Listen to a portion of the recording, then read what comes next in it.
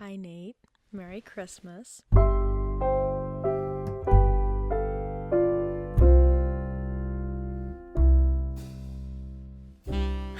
I wanted to show you the process of your Christmas gift this year. I know that you appreciate seeing the work and the thought that goes into a present, so I kind of thought I would enlighten you. This started in October when I couldn't sleep one night. I was up until like 2 or 3 in the morning and I was just tossing and turning, and the thing that was keeping me awake was it was literally, what am I going to get you for Christmas? And then I realized that I couldn't get you what you wanted for Christmas because it was impossible, because no one could get you this for Christmas because it didn't exist. In fact, it could never exist. It was a collaboration doomed to never take place. Dark Souls and Lego. I stayed up for probably 2 or 3 hours after that, and I sketched out some bosses, some locations, some items, just anything that I thought would be cool to bring into Legos. And then I finally settled on what I thought would be the coolest looking, the most practical, the most interesting, the Gaping Dragon. I had big dreams for this.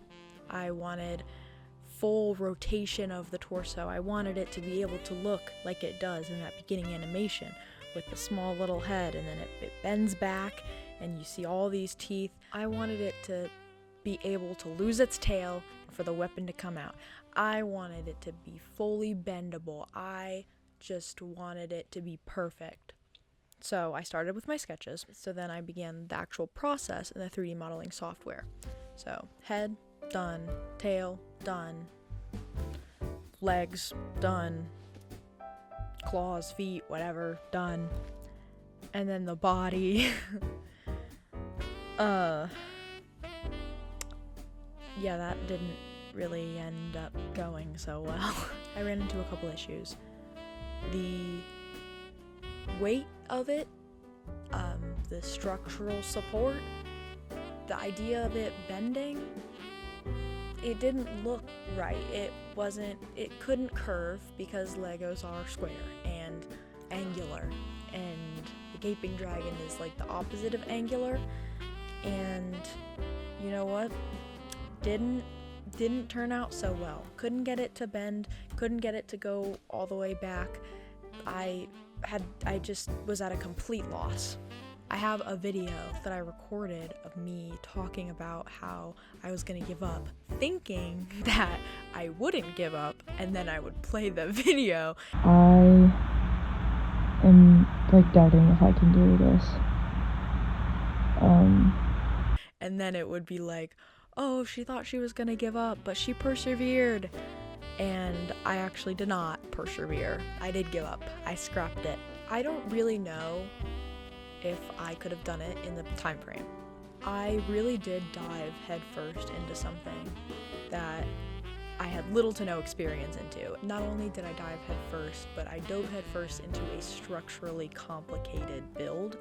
So what I did was I took everything that I learned, I took some of the pieces, I took some of the parts, and I took my knowledge and experience and I applied it to something else. So I started off the same way. Head, torso, neck, legs, tails, and I felt more confident this time. Of course, you're going to feel more confident when you do something for the second time and the third time and so on and so forth, but I really just felt like I finally got the hang of it until I reached the base and I was completely stumped again.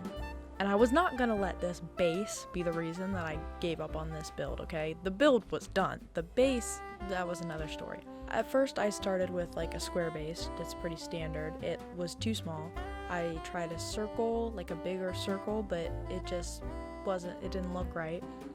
And rectangle was really awkward looking and things were hanging off in places they shouldn't have been. I do want to say thank you to Ev Bricks. I reached out to him. He's a Lego mock builder. He has experience building large creatures. He helped me brainstorm some ideas for the base. I had tried a square, a circle, and a rectangle. I just thought simplicity was better. He was able to give me some feedback on what kind of base I should use, and that actually really helped with, my thought process. I felt inspired again. I made what I felt like was a pretty competent base, and I liked it. So I was ready to go. I was gonna order the parts. I had my part list. Okay, I'm ready, and I'm gonna click it, and it was $800. I don't have $800. It was time to downsize the base. So that's what I did. I downsized the base. I kept only the essentials. I shaved off everything that I didn't need until I could afford it. And then I ordered it. And then I was in too deep, because then I couldn't back out, because then I spent a lot of money. The next step was to finish the instructions. I'm not going to go into too much detail about the instructions. It's a pretty boring, arduous process. It's very repetitive. That was one of the hardest things to get myself to do, because it's not very exciting. It's a lot of just nitpicking, making sure things are turned the right way so that you can see them when you view them in the instructions, and I was just happy to have it done. So I finished the instructions, and of course I want a little instructions booklet, so I go to order that too. It's $250 for paper. So you're gonna get a PDF for the instructions. Sorry. The last step was his wings. So I got some fabric, I cut the fabric, and I made the wings. And this video is now the last thing I have left to do. I can't pretend that this is going to be perfect. I'm probably made mistakes along the way. I'm only like 70% sure that it's gonna stand up. But I think the main thing that I want to tell you is that I learned a lot. Even though this is a gift for you, I have learned a lot. Dealing with the stress of the holidays and wanting to give up on my biggest present definitely tore me down. I'm still a little bit in disbelief that I even made it happen. It doesn't feel like it's done, probably because this video's not done. I'm really glad that I stuck with it. I feel like I accomplished something that I'm actually proud of, and I hope that you feel the same way. This isn't actual Lego Dark Souls, and I know that there will never be an actual Lego Dark Souls. And I'm sorry. That one's out of my hands. But I hope that this scratches that itch, just the tiniest bit. I don't have a Lego production plant, but I would like to show you the official mock-up of the box that it would come in if it were real and I had a Lego production plant, which I don't. But if I did, this is what it would look like. So, without further ado, here is my Christmas present to you. Lego Dark Souls, Seath the Scaleless.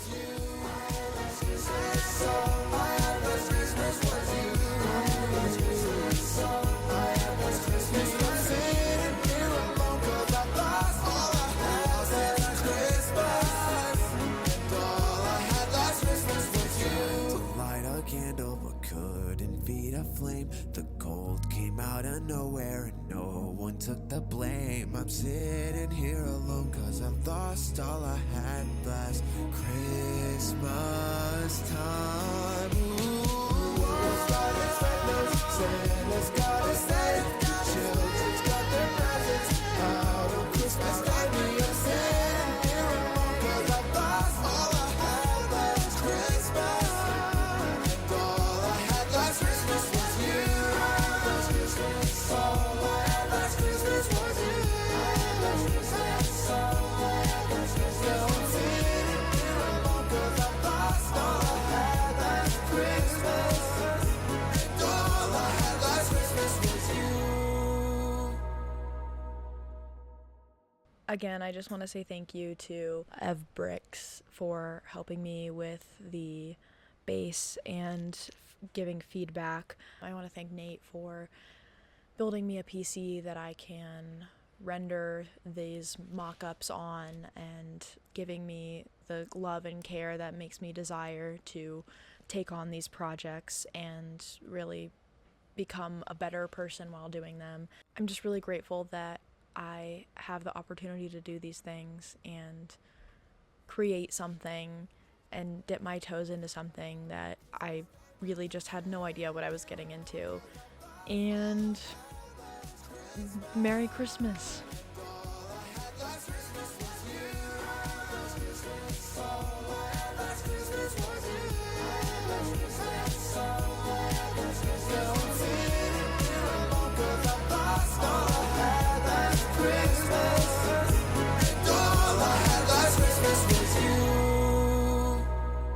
I never want to see another Lego again in my life.